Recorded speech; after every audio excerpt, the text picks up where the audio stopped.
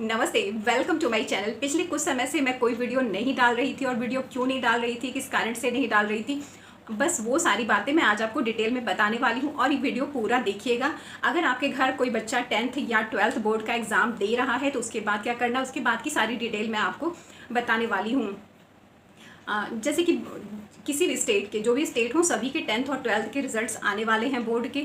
और जैसे कुछ लोग पेरेंट्स होते हैं जो कि 11th से ही बच्चों को बाहर भेज देते हैं जेई या नीट की तैयारी के लिए, और कुछ पेरेंट्स होते हैं जो कि 12th कंप्लीट करने के बाद, मतलब उनका रहता है कि स्कूलिंग कंप्लीट कर लो, उसके बाद नीट या जेई की प्रिपरेशन के लिए वो बच्चों को बाहर भेजेंगे कोचिंग में।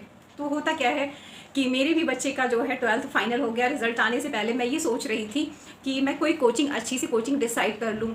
तो बहुत सारी कोचिंग मैंने देखी, लखनऊ में, बनारस में, कानपुर में, इलाहाबाद में, सब जगह जा के मैंने पता किया।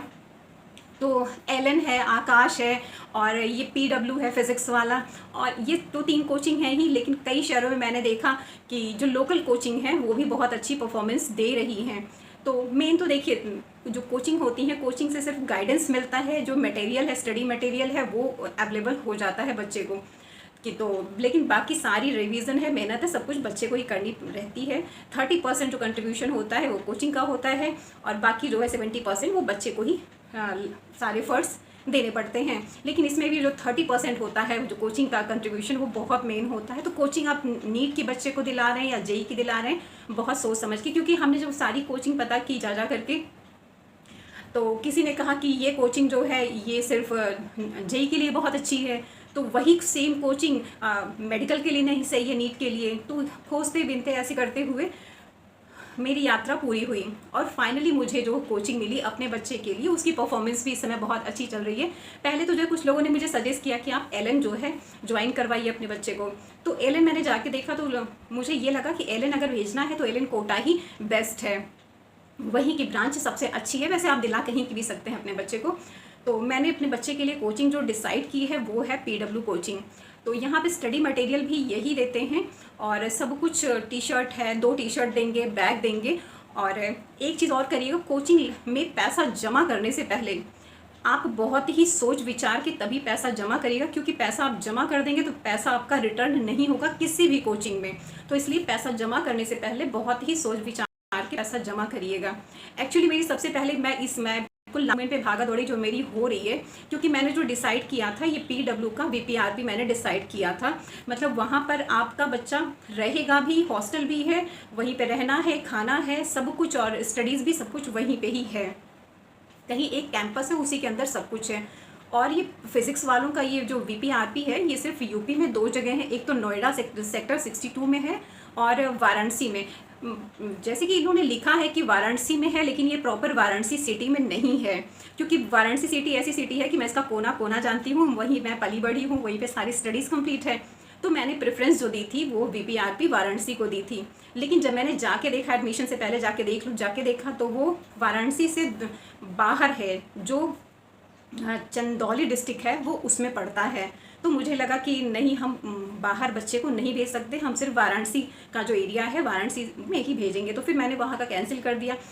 वहाँ कैंसिल करने के बाद ही फिर मैंने और जगह दौड़ भाग शुरू की। तो दौड़ भाग पूरी होने पे पीडब्ल्यू फाइनल हो गया है। और वैसे देखिए, कोचिंग जितनी भी हैं सभी की फ़ीस लगभग 19-20 करके बराबर है। पहले आप कोचिंग में जाएंगे तो आपको अच्छी खासी फ़ीस बता दी जाएगी, मतलब एक अच्छा खासा बजट हो जाता है। तो आप सोचेंगे तो फीस बहुत ज़्यादा है, लेकिन जब आप वहाँ बैठेंगे, वहाँ बातचीत आपस में होती है, तो काउंसलिंग टाइम में ही फ़ीस आपको काफ़ी कम हो जाता है। किसी में 80,000 है, किसी में 75,000 है, किसी में 90,000 है, इस तरह से है। और बहुत सारी कोचिंग जो है, बहुत सारी क्या, लगभग सभी कोचिंग जो हैं वो स्कॉलरशिप का जो एग्ज़ाम दिलाती हैं, तो बच्चा जितना अपना पाता है नंबर, उसी के हिसाब से उसकी फ़ीस कम हो जाती है। स्कॉलरशिप तो 90% भी हो जाती। मुझे लग रहा था शायद ये ऐसे ही, लेकिन मैं एक कोचिंग में गई तो फिर वहाँ एक बच्चे की मम्मी ने बताया कि मेरा बच्चा फ्री ऑफ कॉस्ट पढ़ रहा है, क्योंकि उसका फ्री में ही है, उसने स्कॉलरशिप से बहुत अच्छे नंबर स्कोर किए थे। तो नहीं तो इस लोग स्कॉलरशिप देती हैं। मेरे बच्चे को भी स्कॉलरशिप के थ्रू जो है कंसेशन मिल गया है, और फीस जो है कम हो गई है। तो फिर आप अगर अपने बच्चे को किसी नीट या जेई कोचिंग में भेजना चाहते हैं, तो पहले कोचिंग को सर्च कर लीजिए अच्छे से कि उसकी परफॉर्मेंस क्या जा रही है, कैसे पढ़ाई होती है, बच्चों पे ध्यान दिया जाता है। और एक चीज़ मैंने और देखा, कुछ कोचिंग ऐसी भी हैं जहाँ बच्चों को डिस्क्रिमिनेट किया जाता है। तो आप ऐसी कोचिंग को चुनिएगा जहाँ बच्चों के साथ कोई भेदभाव ना हो, कि मतलब कि अच्छे स्कॉलर का एक अलग ग्रुप बना देते हैं और मीडियोकर का अलग। तो बच्चों को बहुत फील होता है कि मेरे पेरेंट्स भी तो उतनी फीस जमा करते हैं, लेकिन हमको डिस्क्रिमिनेट कर देने से बच्चों के मन में थोड़ा निगेटिव थॉट्स आने लगते हैं। तो आप कोचिंग बहुत और ये हर चीज़ आप पूछ लीजिएगा कि जो पेमेंट हो रहा है वो कितने इंस्टॉलमेंट में होगा। और कुछ कोचिंग में तो मैंने देखा EMI के थ्रू भी जो है 4-5 EMI के ज़रिए भी आप अपना पेमेंट कर सकते हैं। और ये जो है कोचिंग में बैचेस जो होते हैं वो स्टार्ट होते रहते हैं कुछ दिन बाद। जैसे भी 4 मई को नीट है, तो नीट के बाद भी कुछ बैच स्टार्ट होने वाले हैं सारी कोचिंग में। तो चिंता करने की कोई बात नहीं, बहुत सोच विचार के आप एडमिशन बच्चे का दिलाइए, क्योंकि बच्चे के 1 साल का सवाल होता है, पूरा 1 साल बच्चा उसमें लगाता है। तो बहुत सोच समझ के निर्णय लीजिएगा। और कोचिंग के बाद डिसाइड करना होता है कि अपने बच्चे को हॉस्टल दिलाएं या PG दिलाएं, क्योंकि बच्चा जब सही से रहेगा कंफर्टेबल होके, तभी वो उसका पढ़ाई में भी मन लगेगा। तो मैं अगले वीडियो में बताने वाली हूँ कि आप हॉस्टल दिलाइए अपने बच्चे को या PG में रखिए। वीडियो देखने के लिए बहुत बहुत धन्यवाद। नमस्कार।